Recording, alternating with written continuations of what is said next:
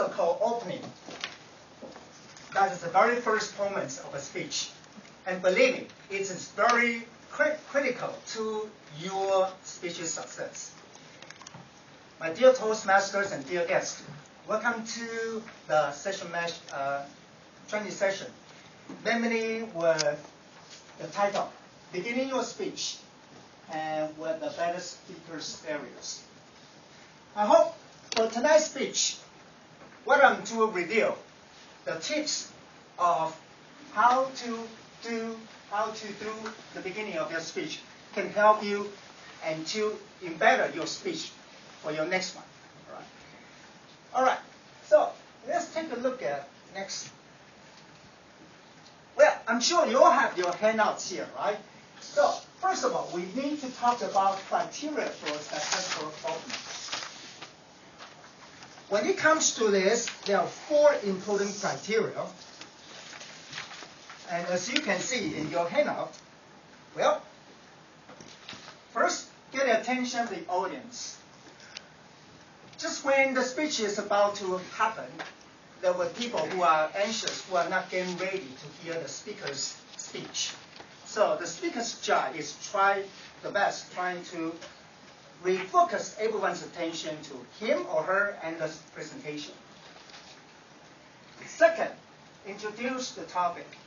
But needless to say, it is very important to tell us what the speech is about and why the audience like you are interested in my speech tonight. And also, believe me, at the time when the audience actually knows what the topic is about and why they are interested about the speech, they are ready to get to hear your body parts. Establish rapport. As you can see for tonight's speakers who came to show us how to establish rapport with the audience. Well, there are 3 important things to do. All right. We will come back to later about that later. Okay, because it is written in your handout. It says smile. Put on a wide, bright smile and also you show enthusiasm. It even show your personal interest about the speech that you are going to deliver. And thirdly, make eye contact. Needless to say, if you are just looking at some whiteboard or you're looking at some point without looking at the audience, you're going to lose the audience attention right at very 10 seconds. And you don't want it to happen, right? So here, I do have to say something. I wanted to use a very famous historic speech. I don't know whether people are familiar with the story Julius Caesar. Does anybody know who Julius Caesar is? Well, Julius Caesar is a Roman emperor. He's a very ambitious. The people called him he was a tyrant. There's a historic event that finally he was stabbed to death by his reliable supporters, and then out come his nephew, namely Antony. And Antony make a very brilliant opening for his speech. This is how he started his speech, trying to use all the skills. He got to the stage and he just looked at the people, just down there and say, Romans, friends, countrymen, lend me your ear. I come here to bury Caesar. I'm not here to praise him. These are very famous words. He actually was using these and successfully get everybody's attention within like 5 seconds. Then people start to quiet down, to listen to what he had to say. All right. Here's the last thing. Take less than 5 to 10% of our entire speech time, which means if your speech is 5 to 7 minutes, which is the opening part shouldn't go over 42 seconds. So does the other. You can do the math, all right, for the other kinds of speech. All right. Opening techniques. Well, there are 7 opening techniques that we are going to learn today. Or I'm sure some of them they are not really new to you. First of all, state the importance of your topic. Well, you just tell the audience, your listeners, why the topic is important to them. Well, this is pretty clear, right? And second, make a starting statement. So here's a sample. If you were to talk about smoking and the hazardous effects of smoking, this is how you can start your speech as your opening. Smoking kills more Americans die each year than were killed in battle than World War II and Vietnam together. I don't know whether this is true or not, but anyway, if you're interested, go Google it and see whether the statement is true or not. But when you look at this, when you hear this, will you be startled by hearing this statement? I'm sure you probably got started a little bit, right? Or let's see. Next techniques arouse suspense and curiosity, which means use a series of statements related to the topic that will pique your listeners' interest. Well, I would like to use a few people's example sort of to illustrate this. Since Nelson's here, because it's so excellent, because I'm about to use his speech as the example. As you can see in the handout, examples. I clearly remember Nelson did a speech about to promote the air flows by not using too much air conditioning. Right? Remember that? And I remember the very first 10 seconds, you asked some audience, some people, like 2 volunteers, and you just engaged a kind of a gambling with them, or along with a scientific experiment, right? Correct me if I'm wrong. I would say that really drew my attention. That arouses my curiosity about what he's going to say for the writing of his speech. Okay, and well, when you allow me to use my speeches, because when I'm doing this preparation, I always thought I should always try to look at my speech and see how ever I use the skills or not. So I did a speech about the Clovis Spear Point and the Clovis, which happens maybe last time.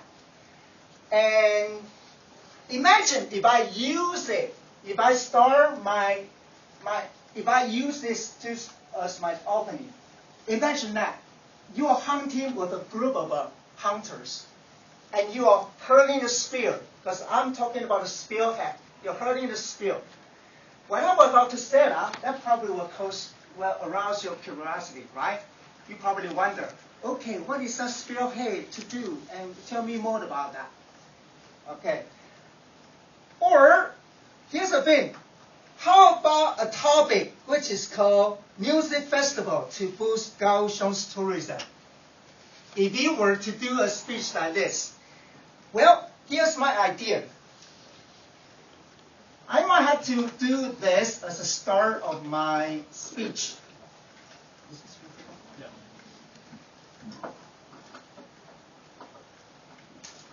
By playing a little bit of this music.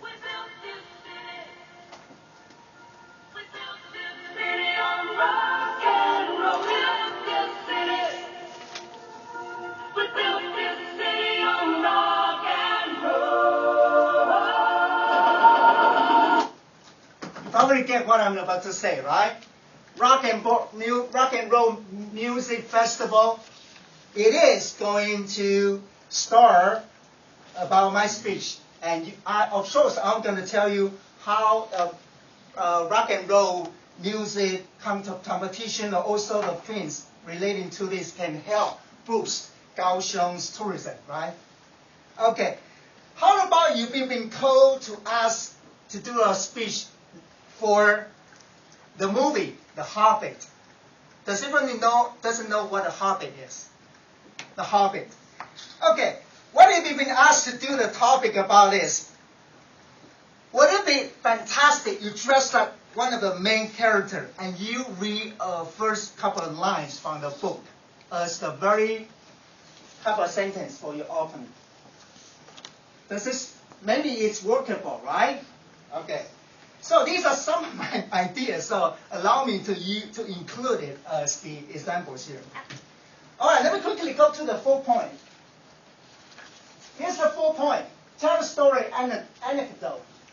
Well, I hear this a few lines. My brother and I went hunting last week in the woods behind my house. But the point is, it has to be true. If you made it up, people will think, oh, really? So I never heard you like hunting. Well, that probably is, whoops. I just got into hunting 2 weeks ago.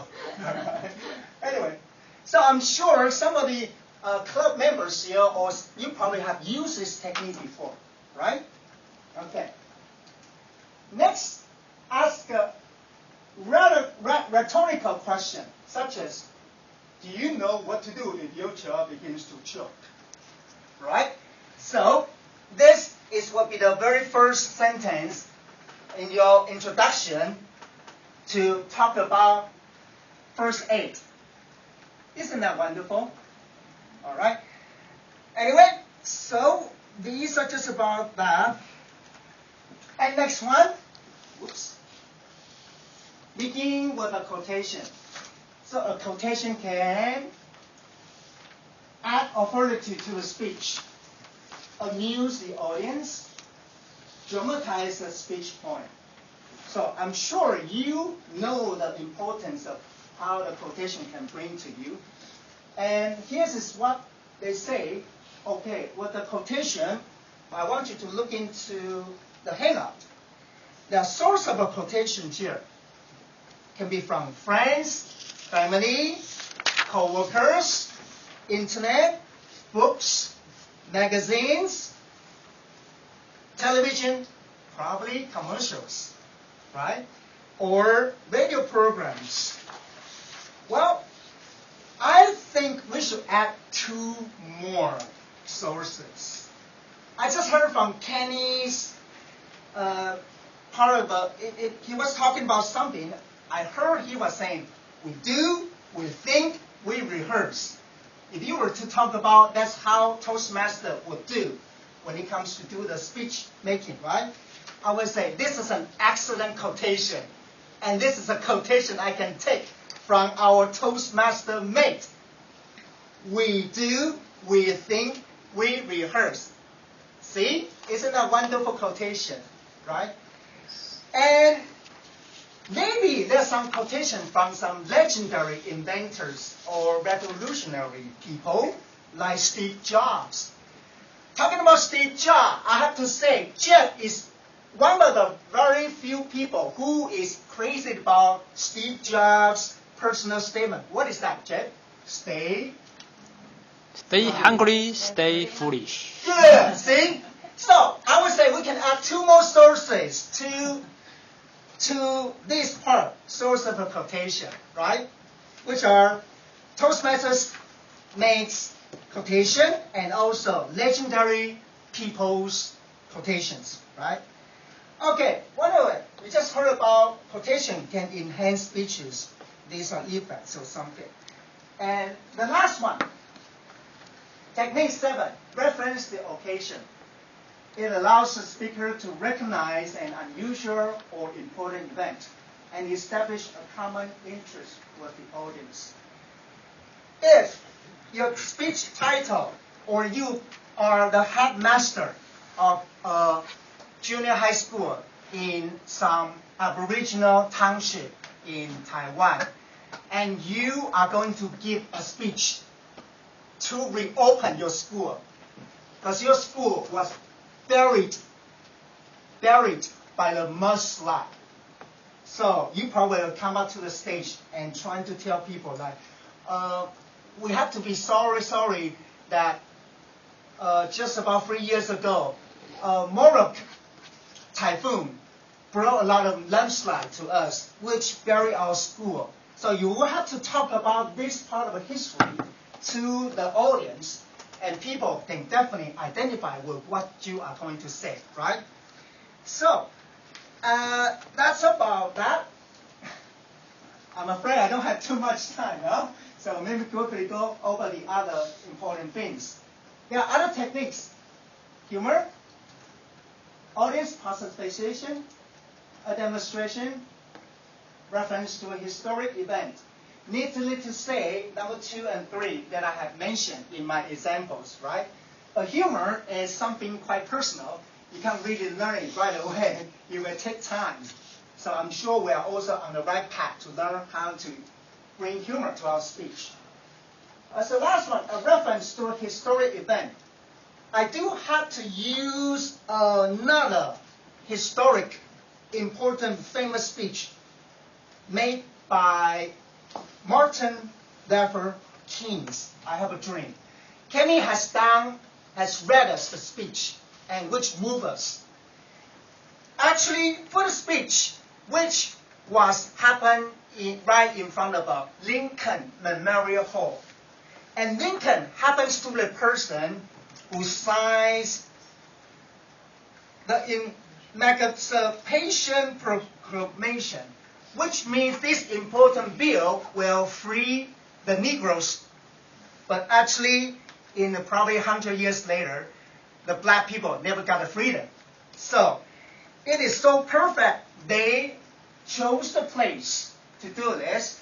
And this is how Martin King Luther started his speech. 5 scores of years ago, a great American in whose symbolic shadow we stand signed the Emancipation Proclamation. So, which he was talking about Lincoln. So, can you see that? Then, when the people are gathering there, they say, "Right on, King, yes, you are." So, bring out the important figure, which is Lincoln, right? But I'm sorry, Lincoln just passed away long ago. Okay, so I'm going to get to the very last bit of my training session, which is to talk about openings to avoid.